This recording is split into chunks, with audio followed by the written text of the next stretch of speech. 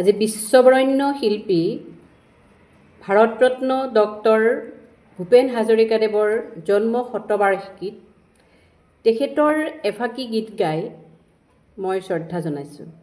ভুল হ'লে ক্ষমা কৰিব। মানুহে মানুহৰ বাবে যদিহে অকণো নেভাবে, অকণি সহানুভূতিৰে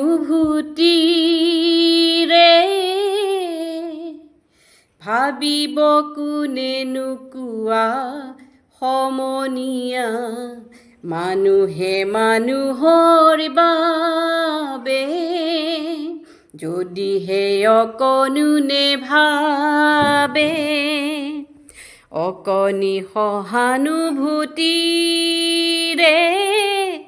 ভাবিব কোনেনো কোৱা সমনীয়া। মানুহে মানুহৰ বাবে। ভুল হ'লে ক্ষমা কৰিব।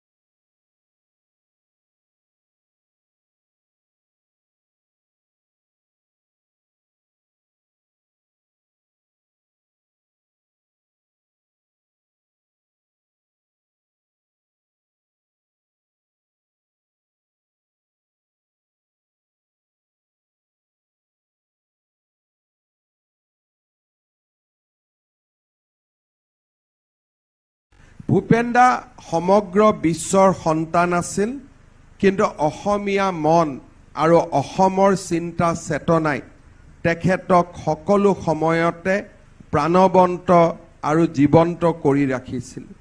আজি এই পবিত্ৰ দিনটোত আমি সকলোৱে সুধাকণ্ঠ ভূপেন হাজৰিকাৰ প্ৰতি আমাৰ শ্ৰদ্ধা নিবেদন কৰিছোঁ।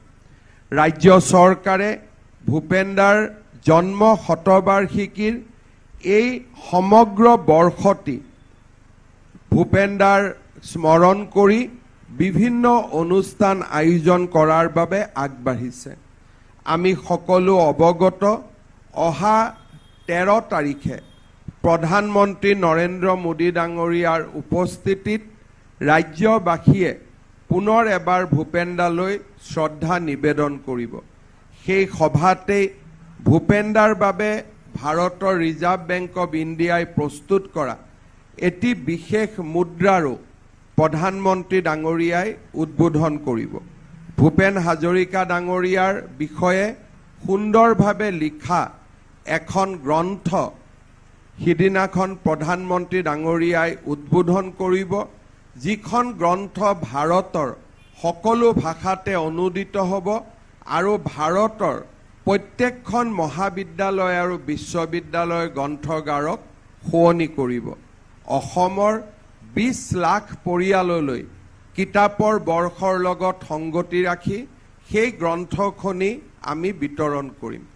ভূপেন দাৰ জন্ম শতবাৰ্ষিকীৰ লগত সংগতি ৰাখি অৰুণাচল প্ৰদেশ, মেঘালয়, কলিকতা, মুম্বাই আৰু নতুন দিল্লীত আমি কেইবাটাও অনুষ্ঠান আয়োজন কৰিম।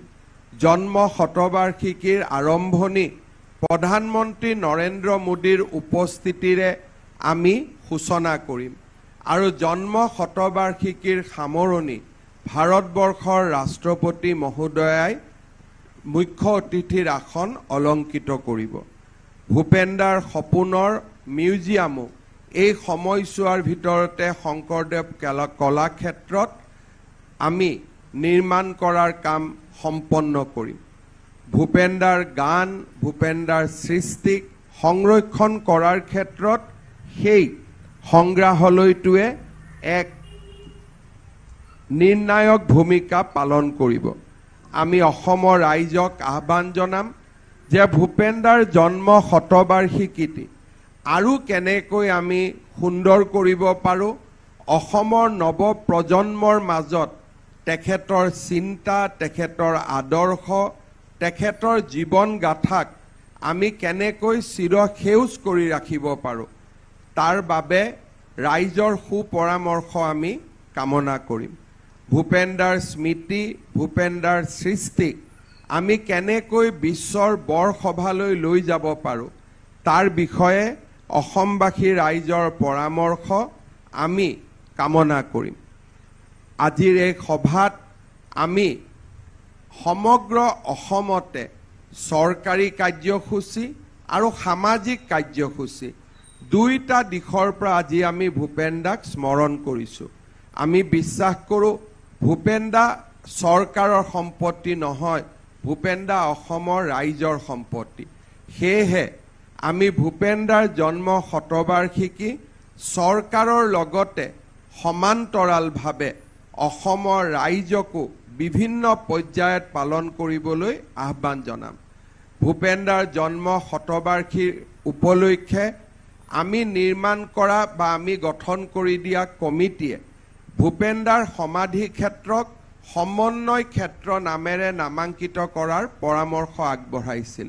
আজিৰ পৰা সমাধি ক্ষেত্ৰক আমি সমন্বয় ক্ষেত্ৰ হিচাপে আমি নামাঙ্কিত কৰিছোঁ।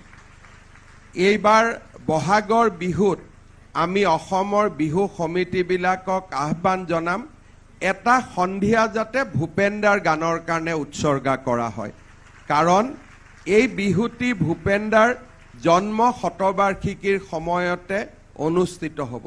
সেয়েহে আমাৰ প্ৰচেষ্টা হ'ব শদিয়াৰ পৰা ধুবুৰীলৈ প্ৰত্যেকখন বিহু কমিটিয়ে অন্তত এটা সন্ধিয়া ভূপেন দাৰ গান, ভূপেন দাৰ গানৰ শিক্ষা, ভূপেন দাৰ গানৰ পৰিকল্পনা বিভিন্ন ধৰণে আমি ভূপেন দাক স্মৰণ কৰিব পাৰিম।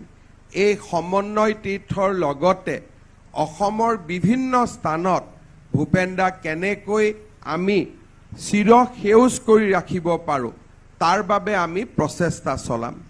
মই বহু দীঘলীয়াকৈ ক'ব খোজা নাই। আজিৰ এই দিনটোত আপোনালোকে ইয়ালৈ আহি সমন্বয় তীৰ্থলৈ আহি ভূপেন দাক শ্ৰদ্ধা জনাইছে। মই আপোনালোক সকলোকে অসম চৰকাৰৰ ফালৰ পৰা কৃতজ্ঞতা জনাইছোঁ। শদিয়াৰ পৰা ধুবুৰীলৈ, বৰাকৰ পৰা ব্ৰহ্মপুত্ৰলৈ আজি সকলো স্থানতে ভূপেন দাক শ্ৰদ্ধা জনোৱা হৈছে। মই পুনৰ এবাৰ অসমবাসী ৰাইজলৈ মোৰ কৃতজ্ঞতা জনাইছোঁ।